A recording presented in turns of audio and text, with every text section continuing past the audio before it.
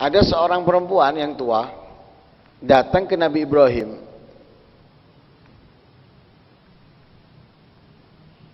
Lalu perempuan tua ini berkata, "Bi'ni ahada hadaini sanamain waqtarli ajwadahuma." Juallah kepadaku salah satu dua patung ini dan pilihkan untukku yang terbaik. Faqala laha hadza akthar hataban min hadza. Nabi Ibrahim berkata kepada si perempuan tua ini kayunya lebih banyak daripada ini. Katanya perempuan itu, lastu uridu lil wuqut innama uridu an a'budahu. Faqad kana li ilah suriqa fi jumlati thawbi katsira li fa ana uridu an ashtari hadha sanam fa'budu hatta yarudda alayya huli. Jadi katanya si perempuan tersebut, aku enggak menginginkan untuk dibakar, tapi aku inginkan patung itu untuk disembah. Nah, Nabi Ibrahim kan tidak mengikuti mereka. Ketika mau perempuan itu mengatakan, juallah kepadaku salah satu dua patung ini dan pilihkan untukku yang terbaik. Katanya Nabi Ibrahim, ini lebih banyak kayunya daripada ini. Bukan patungnya lebih bagus ini daripada itu, tapi ini lebih banyak kayunya daripada ini. Tidak mau patung Nabi Ibrahim. Katanya perempuan itu, loh, aku tidak mau untuk dibakar, tapi aku mau untuk disembah ini. Karena aku punya patung yang aku jadikan Tuhan itu dicuri, hilang. Ya patung Tuhannya hilang.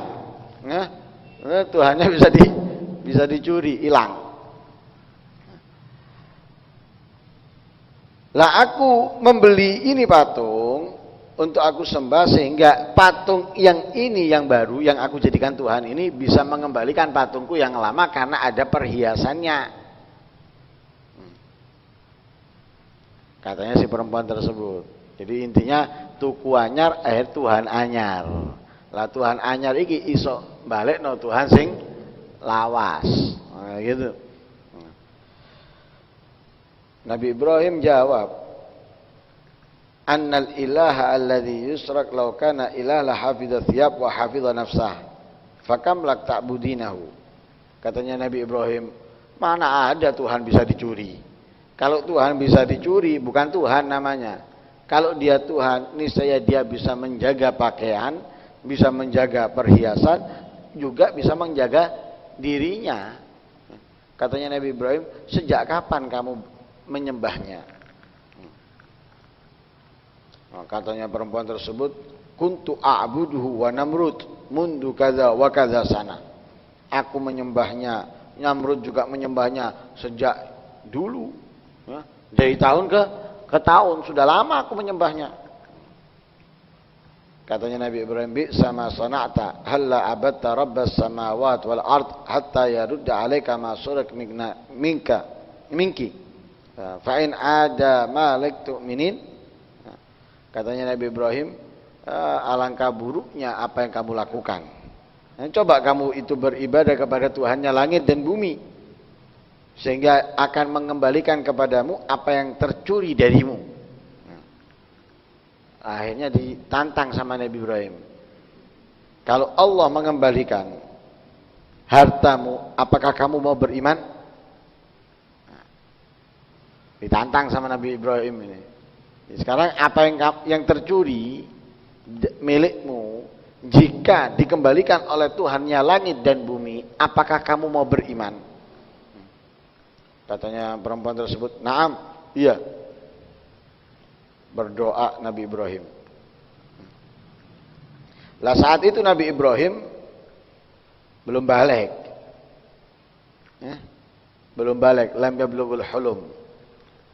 Fayaji bi Jibril bil masruk baina yadayhi. Datang Jibril membawa barangnya si perempuan tua tadi itu yang tercuri. Faqala laha hadza rabbak. Akhirnya kata Nabi Ibrahim, ini perhiasan kamu yang tercuri. Fa akhadathu wa kassaratis sanam wa qalat tabban lak wa liman ya'buduk dunallah.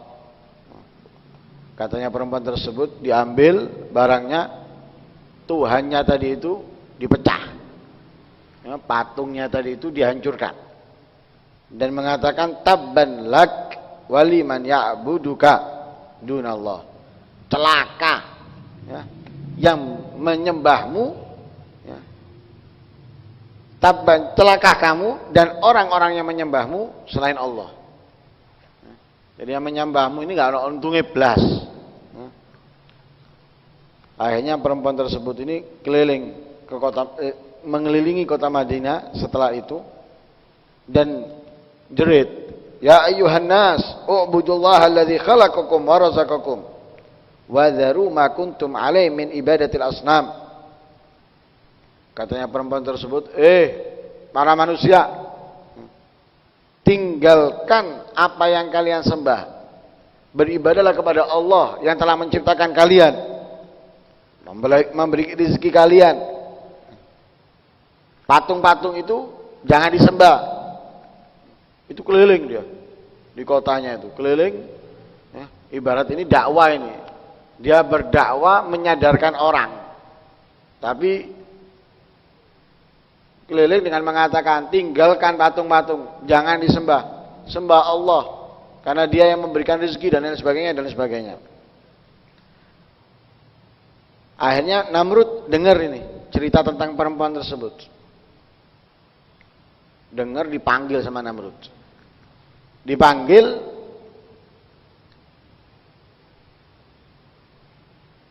anak buahnya diperintahkan untuk memotong kedua tangannya dan kedua kakinya, bahkan untuk mencongkel kedua matanya.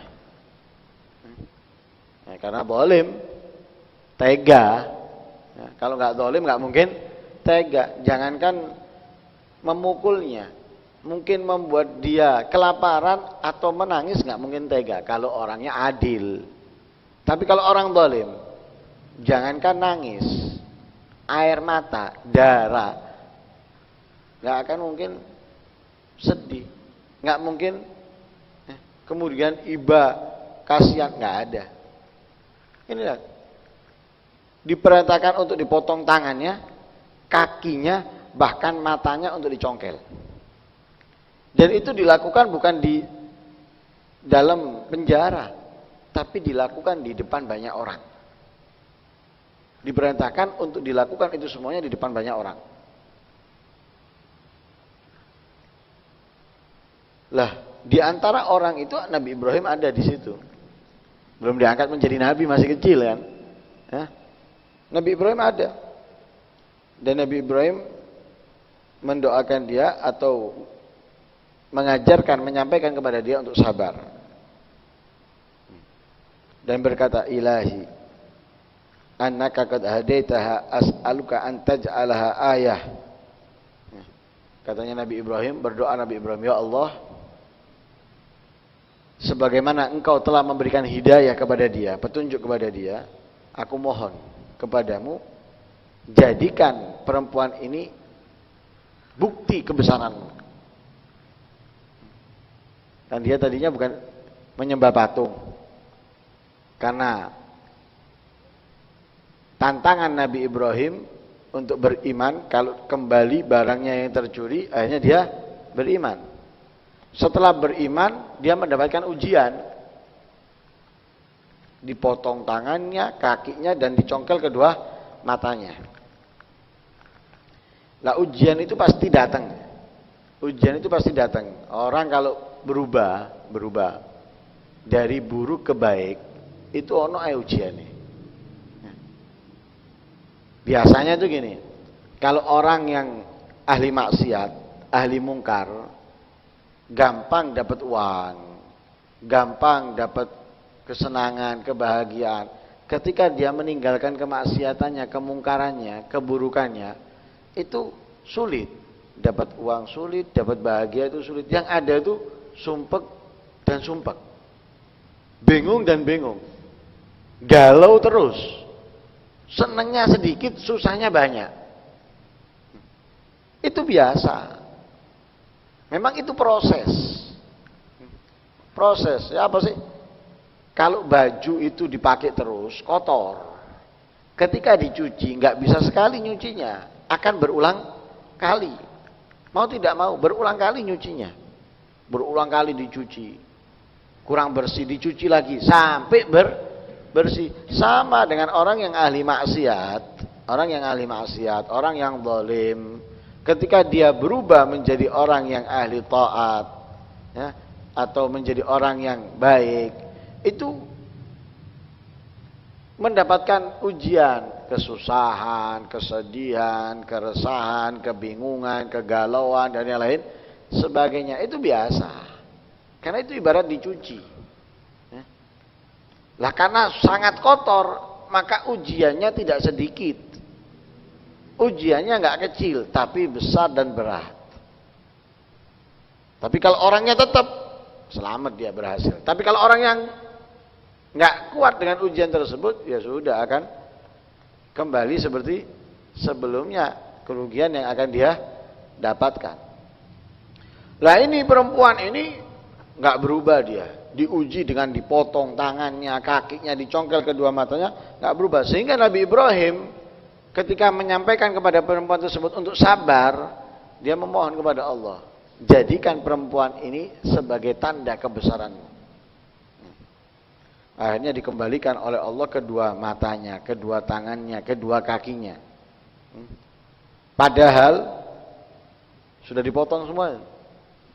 Sudah dipotong tangannya, sudah dipotong kakinya, sudah dicongkel. Ini kalau dokter tidak mungkin bisa mengembalikan seperti itu. Kalaupun bisa mengembalikan butuh waktu yang lama. Nggak bisa langsung dipakai. Orangnya masih di atas kasur dulu, nunggu kering. Itu pun nggak langsung bisa langsung jalan, pakai egrang dulu. Ini enggak, sudah dipotong, dikembalikan seperti semula. Nggak nunggu waktu, sudah nggak nunggu waktu, langsung. Bahkan terbang ini perempuan, terbang. Wah, terbang. Ngomong lagi perempuan ini, wailak ya Namrud, ana alladzi qad fa'alta bi ma fa'alt wa hadza ana. Katanya perempuan tersebut, celaka kamu, awas kamu wahai Namrud, kamu telah melakukan kepadaku apa yang telah kamu lakukan. Sekarang aku terbang, sekarang aku masuk surga.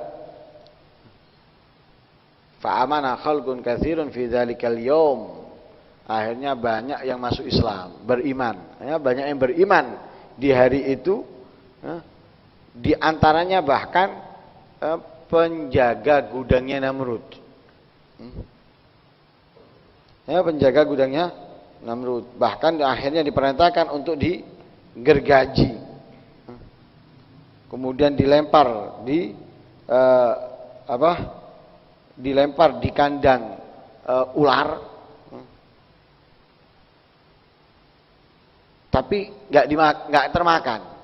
Jadi mereka yang apa tadi itu, tukang kunci atau penjaga gudangnya Namrud itu dilempar di kandang ular, nggak dimakan. Akhirnya di kota tersebut terjadi gempa yang sangat besar. Nah, ini diantara mukjizatnya Nabi Ibrahim alaihissalam. Nah, tentunya masih panjang cerita Nabi Ibrahim. Mudah-mudahan Allah Subhanahu wa taala menguatkan iman kita dengan segala ujian yang datang kepada kita, dan mudah-mudahan ujian yang datang dapat tetap menguatkan iman kita, mengkokohkan keimanan kita, sehingga kita bisa menjadi orang yang mukmin fid dini wad dunya wal akhirah. Amin Allahumma amin. Wassallallahu ala sayyidina Muhammadin nabiyil ummi rasulillah. Alhamdulillahirabbil alamin.